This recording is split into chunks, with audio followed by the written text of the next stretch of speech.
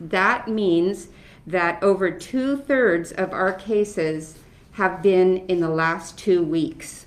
This is a dramatic change for the County of Santa Cruz. So far, we have not seen a huge increase in hospitalizations or deaths, although we are beginning to see the impact on our hospitals. And in fact, yesterday we hit our trigger of 20 hospitalizations in the county at one time, 20 people hospitalized with COVID. And that did not count many more admitted who were waiting for test results. The dashboard still reports 3 deaths, but I am also announcing today the death of a 4th person with COVID as a contributing factor to the death. This person was a male in their 70s and was hospitalized with cardiac issues, but during the hospitalization, it was discovered that he was COVID positive. And so COVID was listed as a contributing factor on his death certificate, and we will be counting him as one of our deaths. So we are up to 63 reported hospitalizations to date of our COVID patients. And as expected, and as has been the trend, most of our new cases have been through person-to-person spread, through close contact, usually with people that are together closer than 6 feet for over 15 minutes, often without face coverings. So again, it's those multi-household unit gatherings of friends and families. And I invite you all, remind you all to look at our santacruzhealth.org website, and you can follow all of the current data. One of the things that you'll see is a continued trend toward new cases in South County. So most of our new cases still are in Watsonville or the surrounding unincorporated areas. Many in the Latinx community, although we're seeing more in the Caucasian population now. And many in the 18 to 34 year age group. So here in Santa Cruz County, as well as throughout the state of California and nationally, we're seeing growing numbers of cases in the young adult sector. This is understandable because this sector, this age group works often at the front lines as essential workers, requiring contact with the public, less likely to be virtual workers. It's also an age group that has grown fatigued of being sheltered in place and living with parents in many cases, and are just tired of that and want to get out and have some fun. So a reminder that we want to minimize mixing. If you are with people outside of your household unit, it's important to keep the 6-foot physical distance, to be wearing your face covering at all times, and to follow all social distancing requirements, including staying home when you feel sick, covering your coughs and sneezes, frequent hand washing, cleaning surfaces regularly. All the things we've been telling you since January. So let's talk a little bit about the flagging and what that means. So the state has a database that has a built-in 7-day lag. So although our own data here generated in the county showed that we had crossed the case rate line of 100 cases per 100,000 in the past 14 days, more than a week ago, the state has just flagged us as of yesterday, so day 1 was yesterday, flagging by the state. Assuming we continue on trend, which I don't see any way to reverse that at this point, we will be flagged for 3 days, then officially placed on the monitoring list. After 3 days on the monitoring list, we will be asked to put further economic restrictions in place. We will be joining 90% of California's population that's already under these restrictions, and it will close indoor operations of fitness centers and gyms, religious and cultural ceremonies, including wedding and funeral services, offices for non-essential sectors, personal care services like nail salons, body waxing, facials, and tattoo parlors, hair salons and barber shops, and malls. Any of these services that can be transitioned to an outdoor setting may continue to function, similar to restaurants, food service in our area. And so this should be in effect in approximately a week from now. And then we'll be working closely with the state to develop the next set of orders. In fact, I will be asking the state health officers to write those orders for us. And we'll be working with them to closely monitor and continue to watch our triggers. I think I'll leave it at that for now and let Mimi take over. Thank you.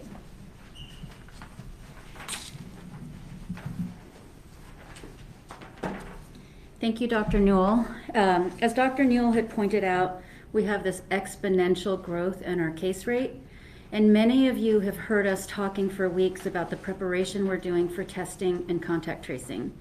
So as you may know, the testing scenario across the nation is not where we expected it to be today.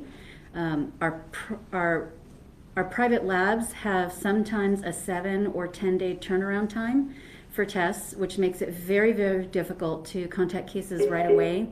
And from a contact tracing standpoint, when you have a volume of cases coming in every day that is somewhere in the range of 50 to 100 to maybe even 200 that you don't know are cases yet, but you've got to go through, the most efficient way and effective way to control and contain the spread of the disease and save lives is no longer relying on contact tracing alone. So I wanted to let the public know that we're shifting our efforts to a population-wide effort, and that's why we're asking for everybody's assistance to stay at home, be mindful of symptoms, follow all of the instructions that we have provided all along since January and February, but now it's even more important. So in addition to asking for the public's help, we're also asking for help from employers and providers as well. So if you go on to our Save Lives website, you will see that there is a whole, I guess you call it a button for employers. And the reason for this is that when someone's positive, they're going to know before we do. Usually they get their test result, their provider gets their test result. It may be a number of days before the public health department gets alerted of that. Those are days wasted. So the first thing most people do is alert their employer. So this is our way to engage employers to begin acting quickly and start beginning the process of contacting traces and helping people isolate, and there's actually a workflow for them to provide that information to us and a trigger of when they should contact us immediately. Likewise, we'll be asking providers to help us to do the same thing. They're already doing this and instructing their patients on what to do to stay safe should they test positive, or what their household members can. But we'll be working on ways where they can provide us with that early information, which is actually beginning the process of contact tracing, because this is a population health problem. This is a huge problem. And in public health, we do population health. We don't treat one person at a time. So a population health problem takes a public health approach, and part of that approach is getting everybody's help to do this. I also wanted to talk about specifically what we're seeing in cases and clusters, because when the public sees that we have 850 cases, and I'm pretty sure that by the time Monday arrives, we'll have a dashboard that has well over 1,000 cases, I don't know if that means something to people. So we have a number of clusters and outbreaks across our community. We now have had cases in residents or staff at 5 of our 7 skilled nursing facilities, and we have been working to protect the residents of those facilities and minimize the impacts on those populations.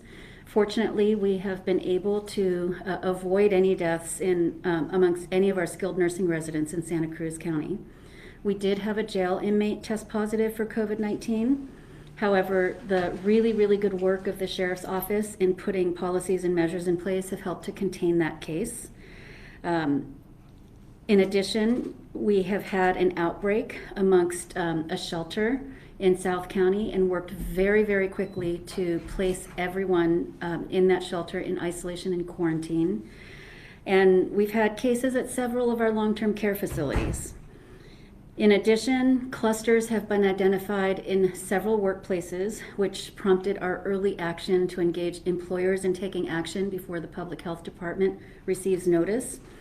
And these cases have primarily been passed between staff members. And luckily, we haven't seen transmission between staff and the general public or folks who are visiting these businesses, but it makes sense that people who work together, are taking breaks together, eating together, removing their masks to do that, and it's really of a concern. So what can the community do, and what are we doing going forward? Again, we know everybody is tired of shelter in place, and although the orders have been lifted, we really need everybody's cooperation to be diligent, to think about those around you and think about your family members and your more vulnerable community members. So going ahead, there are three main things that we're doing. Our board, with great concern at the current situation in Santa Cruz County, has instructed staff to come to them with recommendations on what measures that they may be able to take as a governing entity to help control the spread and assist containment and reduce the amount of transmission that's happening because of people's behaviors. Secondly, what we're doing is we have underwritten additional equipment purchase at UC Santa Cruz.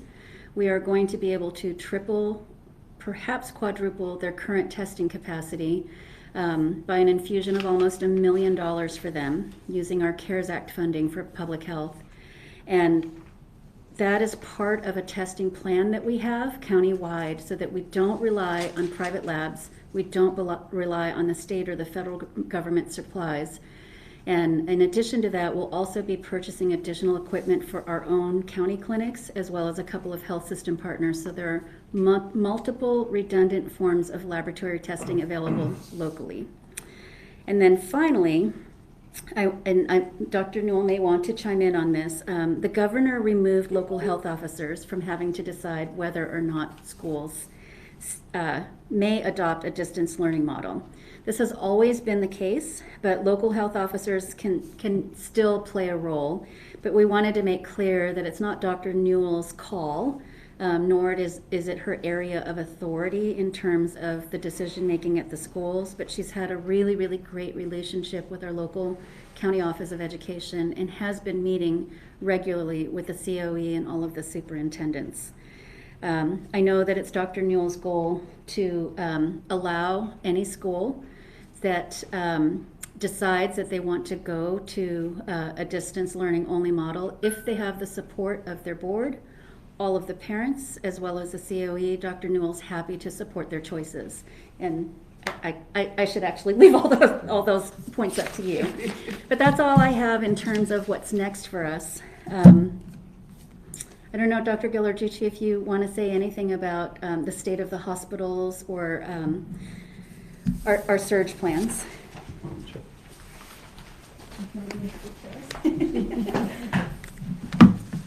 Good morning. Just a few words about the state of our hospitals. They continue to do very well. The hospitalization rate is going up, but so far is manageable. As we've said before, our main concern is ICU capacity. So far, that still continues to look good. We are looking at reactivating our surge or alternate care site kind of model with some variation. And our goals at this point are to maximize any hardscape that currently exists within hospitals. So if there's some unused space within hospitals, we want to try to maximize that rather than try to set up something like multiversity, which we had done before. We think that's a far more efficient model, so we're in talks on doing that. Our PPE supplies are slightly stressed at this point, but I think we're in a different situation than we were in April and in May, in that the supply chain seems to be a little bit better, although we expect pressure to continue there. And then finally, I think probably the scarcest resource right now is remdesivir, which is one of the few drugs that's been shown to be effective, that and dexamethasone. But remdesivir is the short supply. It's limited amounts are allocated to Santa Cruz County, and we've been distributing that between our two hospitals, certainly purchasing the maximum amount that we're allowed to purchase. So we're hoping that that supply will continue, but it's not limitless. Thank you. Thank you, leadership team. I think we're going to go to questions now. Do you guys have any questions? Why don't you take the phoners, please, first? They always seem to be Okay. last. Well, first up, we're going to go to the phone. Jake Pierce from the Good Times. Hit star 61 to unmute your phone and go ahead and ask your question.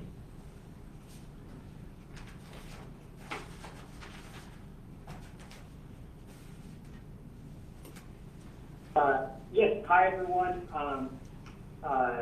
Dr. Newell, you mentioned last week that there was, you indicated that there was reason to believe that the recent protests and the memorial for the sheriff sergeant had contributed to some extent to the rise in cases.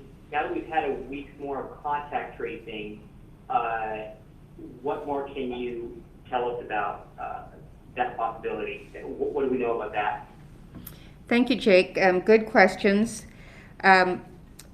Last week, I was thinking that perhaps with the rise in the 18 to 34-year-old age group and the shift to additional or more cases in the Caucasian population, I thought that perhaps this was reflective of the protest activity, but that seems to not be playing out in our case investigations. It continues to seem to be gatherings over a long period of time with close contacts. So family celebrations, gatherings with friends in backyards.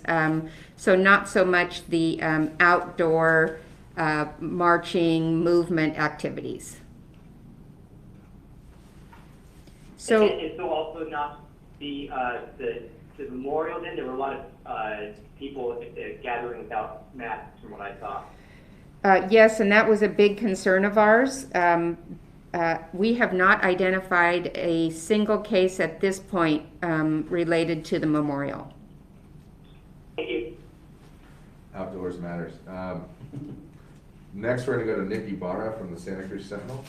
Nick, hit star 61 to unmute your phone. Thanks, Jason. Hi, Dr. Newell. Thanks for doing this again, and Dr. Diller-Ducci, Health Director Hall. I'm wondering if you could clarify a little bit about the state watch list. You mentioned that we're officially flagged on the list, but it sounded like that's not the same thing as being on the list.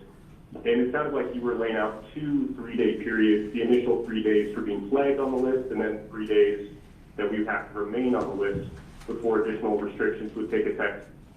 Can you clarify that?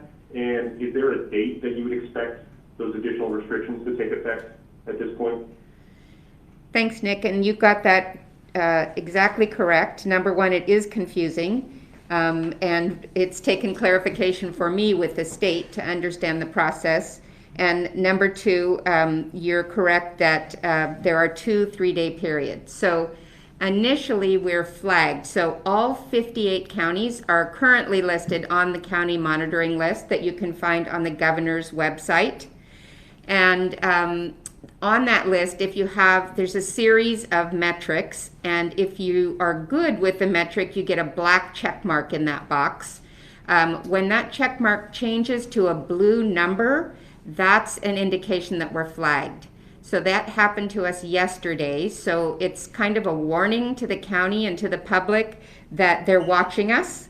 And if we continue to have 1 or more blue numbers for 3 days, so that's 3 days of flagging, then we officially join the monitoring list.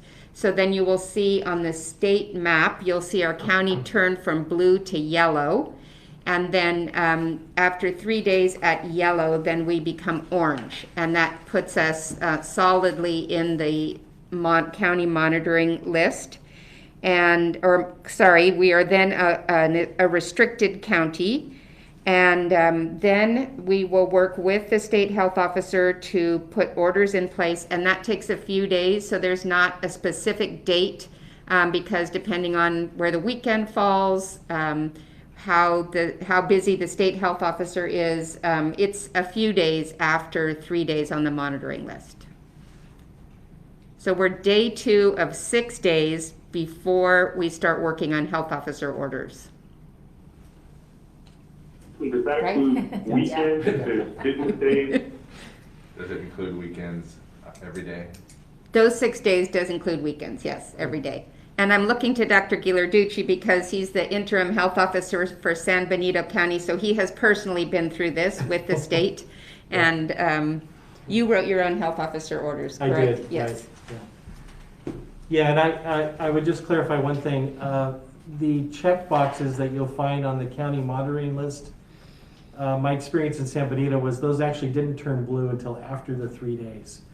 Oh, we So- got a blue one yesterday. Oh, we did, okay. We did, yeah. All right, so maybe the process changed a little bit. Thank you, okay. You guys have any in the room?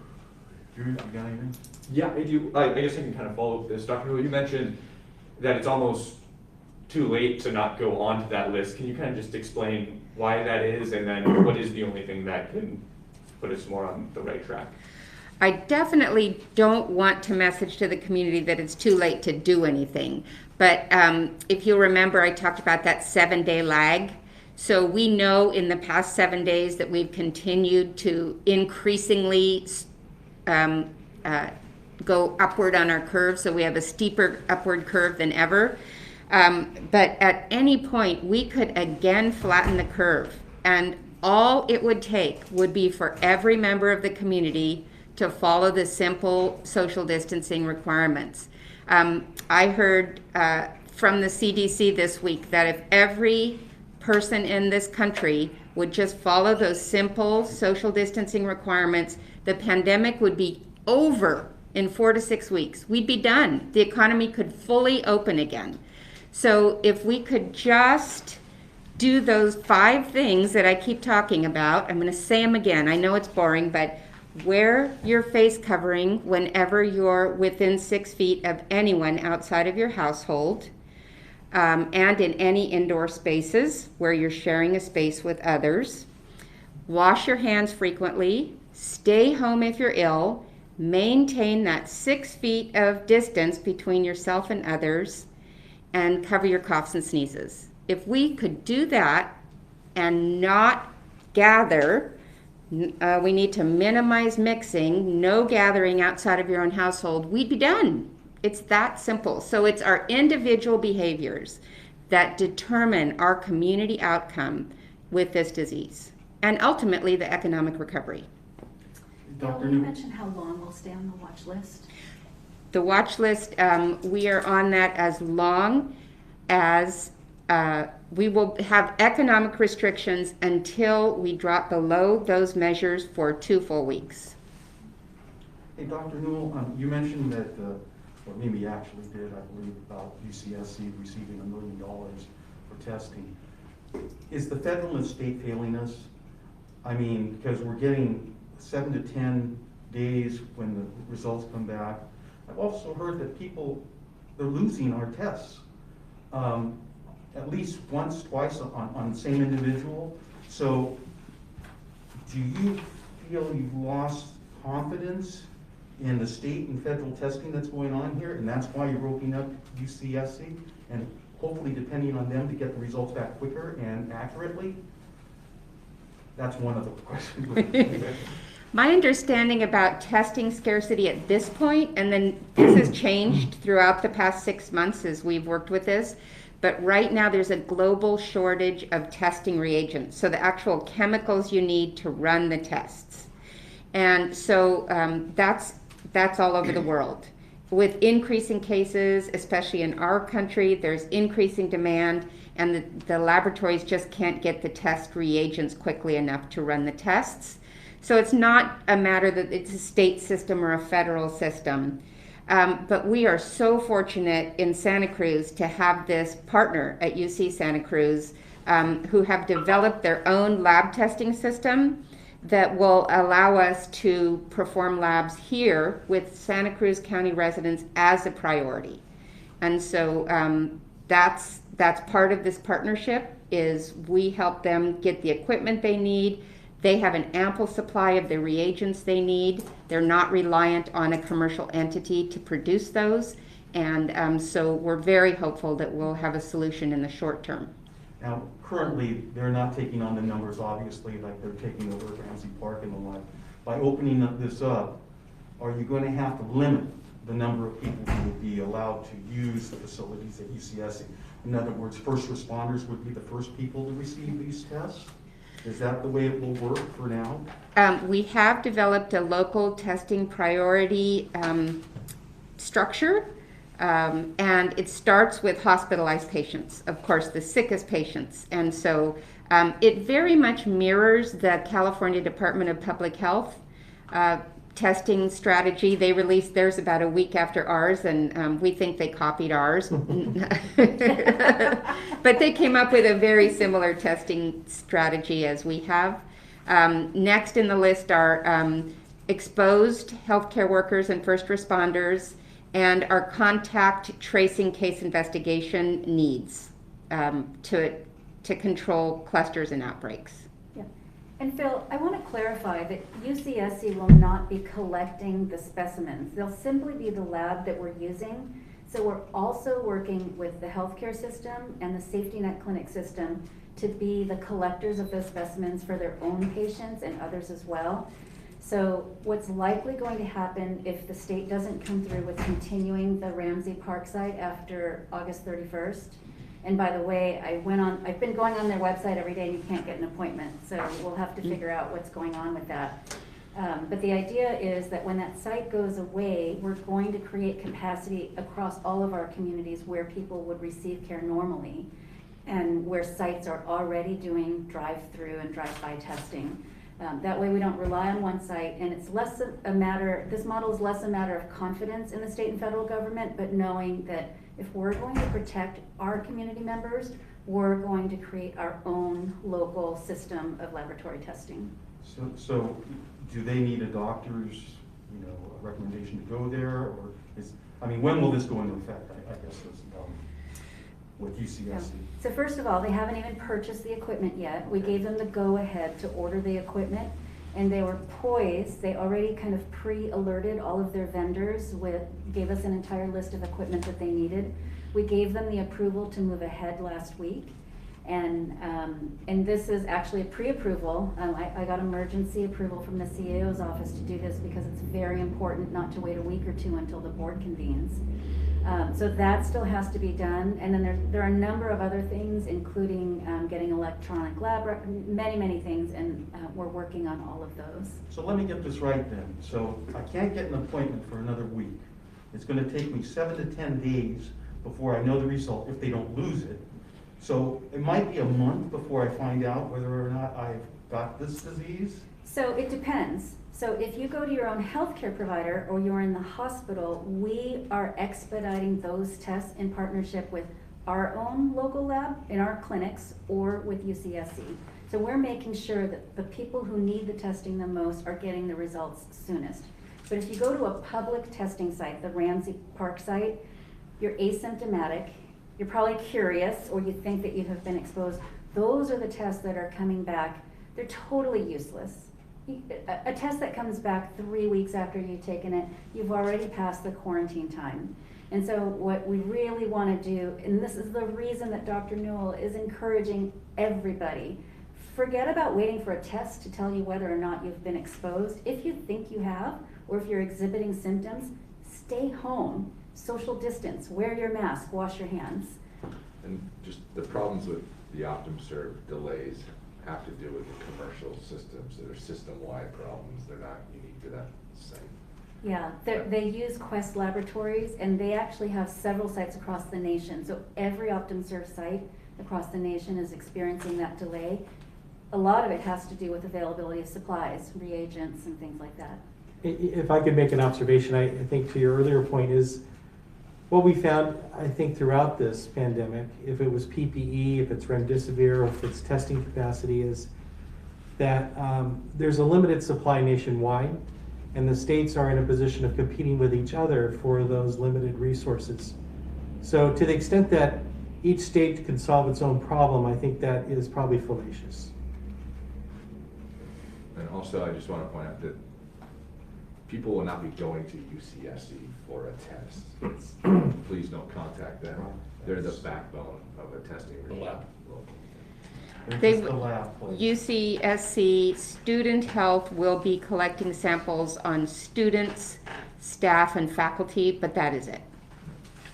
So they're just doing the testing per se from these other people that you mentioned, I guess, health workers and the like, hospitalizations and things like that. We do have a question from John D. Gomes. Do we have signs of an outbreak in the mixed-tech community? So far, the County of Santa Cruz has been relatively spared from outbreaks in the agriculture community. That doesn't necessarily correspond to Mixteco, but a lot of that community is our agricultural workers. And I know Monterey County's been very hard hit, but we've been largely spared. And I have not been alerted to outbreaks or clusters in the Mixtec community. And we have a question from Kara Guzman from Santa Cruz Local. Kara, if you can hit *61 to unmute your phone, and then go ahead and ask your question. Hi, I had a question about the backlog of tests that have not been entered into the system yet. Can you give us a little bit more detail on why that is? And does that also mean that there's a delay in when you can start contact tracing investigations? Yes and no to the delay in contact tracing. The delay, the data cannot be entered into the data dashboard until it's been entered into the state system called CalReady, which is the reporting system statewide. Many of our laboratories do not report through electronic lab reporting, which would automatically feed into that system. Instead, we receive faxes or emails with lab results, and those have to be manually entered into the CalReady system. The CalReady system was down most of yesterday, and we have had some staffing shortages, especially on weekends and holidays. And so there's been ups and downs in the reporting, but the overall trend is accurate. Thank you. I want to remind everyone to please mute your phone. We're getting some feedback on the phone. The second part of Kara's question was, does that cause a delay in contact tracing? And not necessarily. We're beginning some contact tracing before entry into CalReady system. Thank you. Nick Ibarra from the Santa Cruz Sentinel, go ahead and ask your question. Thanks. This question for Director Hall. You talked about shifting from contact tracing to a population-wide effort, and I'm wondering if you could expand on what that means and whether shifting away from contact tracing primarily is a reflection of a lack of personnel and amid the growing number of cases, or what is driving that. Can you just expand a little bit more on what that means and maybe reflect on whether that's whether a similar change is happening in other towns in our region? Thanks. Sure. I'll start with your last question first. So yes, absolutely. This is a shift that's happening in other areas that are experiencing the exponential growth that we are. If there were a pandemic playbook, and there is, we know that when we get to this point, when you're unable to contact each new case within 24 hours and begin the case investigation within 48 hours, that it means that you have to do something different. So I might have misspoke when I said we're shifting away from contact tracing. We're not shifting away from contact tracing, but with the volume of cases that we have to prioritize our contact tracing. So just like we've prioritized what populations get tested, we are prioritizing which populations are prioritized for quick contact tracing. So if you're in a vulnerable population, if you live in a congregate setting like a SNF, if you work in a concerning industry, so all of those things would flag a certain case for prioritization in having a team investigate immediately. If you go to our website for employers now, there's also a way for employers who may get information before we do to flag us so that we can intervene quickly. In terms of numbers of contact tracers, we have 69 contact tracers between permanent staff, volunteers, disaster service workers, although 23 of them are still in the onboarding process. The state estimated that we would need 41 for our size of county. So I'm going to emphasize that when you get to this stage of the pandemic, you cannot contact trace or test your way out of it. When it becomes a population-sized problem, you have to take a population approach, which is exactly what we're doing. It doesn't mean we're going to stop the testing and the tracing, but it's not small enough or containable enough that those two measures, oh, let's just test everybody, and then let's just trace them immediately and tell them what to do. There are too many people who are being exposed now, so we have to rethink our strategies of how we use testing and tracing. Mayor, jump in. Thank you. I just have a quick question regarding the number of clusters. Can you put a number on the amount of clusters we're seeing in Santa Cruz County right now? Is it a dozen or more? Or? It's under a dozen. I think at our last count it was 8. I didn't pay attention this morning. And when you say a cluster, it's how many people minimum, I guess? What's considered a cluster? When we have 3 or more cases connected with an index case.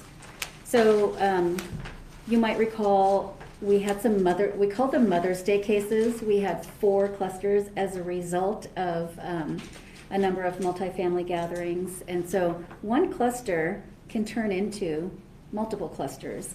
So depending on how the household setups are and their contacts and everything. So clusters are important because, so the Mother's Day cases, the Mother's Day clusters, those family gatherings resulted in more than 50 cases.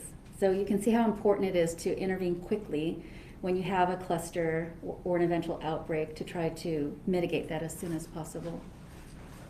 Thank you. Thank you. Jake Pierce, do you have another question? Hit star 61 if you're not unmuted. Yeah, can you hear me? Yes, you're good. Okay, great. So yeah, how is it that, it was a couple months ago maybe now that we heard about this kind of strategy for ramping up our contact tracing capacity. How is it that the contact tracers are still being onboarded? How is that process not finished yet? Yeah, it's because it's a very long process. It's not like you get a job as an accountant, and if you're not really trained, you just have like a 1 or 2 day training. So there are a number of things. They have to go through background and security clearance. And then there's a required state training that's a 20-hour state training, and it takes most people a whole week to complete that 20-hour training. After they do that, the new platform that the state uses called Cal Connect, that is it's kind of like the electronic platform system that they must use that connects into the Cal Ready, is an additional training. And so it's not like you hire them and they can start tomorrow. And then contact tracers don't work on their own. So, Gail talked a little bit about staffing shortages. I think many of you are aware that we're under mandatory furlough. So we're not exempt as public health workers. And so we have been trying to balance how do we do coverage and furloughs and work on skeleton crews. So there are a lot of pressures on the staffing complexities that impact us. But as far as the contact tracers go, I was starting to say they don't work on their own. They work within a team of a case investigator and a supervising nurse. And so we need all of those positions as well. So we have quickly hired a number of those positions recently. But I will tell you, although we have a quick infusion of funds from the federal government through CARES Act, it's not forever money. So I have a lot of worry, but we're working on planning how we're going to sustain this level of effort for the duration of the pandemic and hope that additional funds and support come through from the federal government. Thank you. We have a question from Erica Mahoney. Erica, if you can hit *61 to unmute your phone and go ahead and ask your question. Hi, good morning, everyone. So, my question for Dr. Newell, good morning. You've said in the past that there's people walking around in the community who don't know that they have the disease. And recently the CDC found that for San Francisco, we've had figures in late April that it's estimated to be like 9 times the amount of people who've been infected. And I was just wondering if you could comment on that. Because we have listeners who say, you know, these are the confirmed cases, but what's the real picture? Yeah, we wish we knew that. As we learn more about the virus, we get better numbers around that.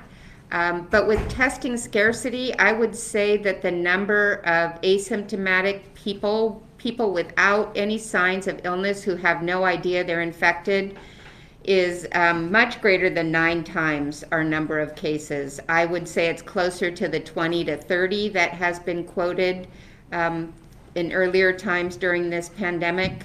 So instead of 1,000 people in our community who are currently infected, it may be 20,000 or 30,000.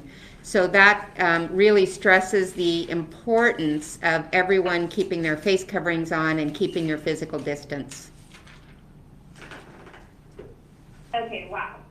And then a second question, and it's about the schools reopening. So from what I can understand, under Governor Newsom's new regulations, if a county remains on the watch list, or they have to be off the watch list for 2 weeks before they could maybe transition away from distance learning. So with your message that it wasn't under your direction that the Santa Cruz County Office of Education made the call to do distance learning for all schools, you know, how does that play out, let's say, if the county is off the monitoring list, or if it's still on the monitoring list, if a school wants to maybe not do distance learning? Yeah, we've been going along with the governor and California Department of Public Health on a journey about how best to navigate this. And initially it was thought that the health officer would need to approve distance learning only. And then the language was clarified through the legislature that the health officer would offer guidance, but would not have any authority in that decision. I did advise our County Office of Education that we were likely to be flagged for at least one of the 14 days before the expected day of opening. And in anticipation of parents needing to have some time to make arrangements for their children, the County Office of Education didn't want to make a last-minute decision about what they were planning to do. And so they decided to go ahead and do distance learning only.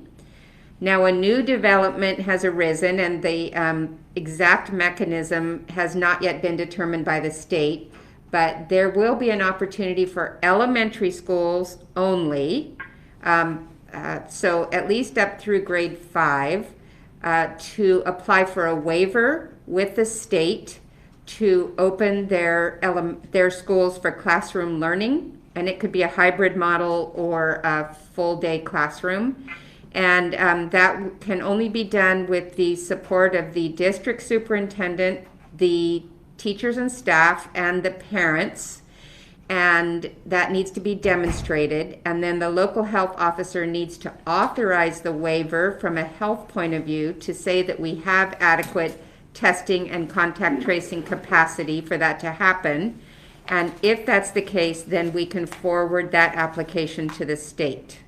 The process is yet to be determined. So even if you are on the monitoring list? That's correct. Okay.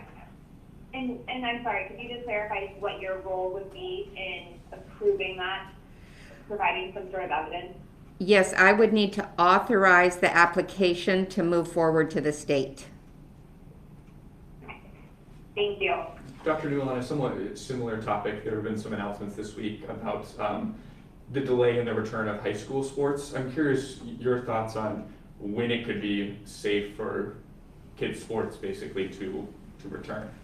We've been in conversation with the governor's office and state leadership as health officers all week this week, and we anticipate perhaps as early as today, maybe Monday, that there will be an announcement about the release of the governor's guidance on youth sports. So it would include school-related sports and non-school related sports. And there will also be additional information about adult sports as well with amateur leagues.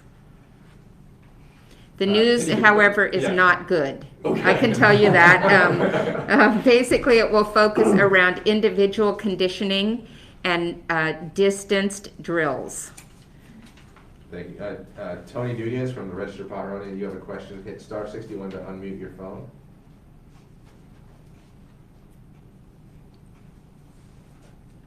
Yeah, this is a question for Dr. Newell, and this is a question pertaining to Watsonville. This is Tony Nunez with the Potteronian newspaper down here in Watsonville. I'm wondering now with additional contact tracing and now a few weeks removed from the spike that moved Watsonville cases ahead of the rest of the county, do we have any other, is there any other indicators that can tell why Watsonville has been so hard hit, and is there any plans to focus in additional testing on the Watsonville community and the surrounding towns around it in the unincorporated areas of the county? Thank you. Thank you. Very thoughtful question.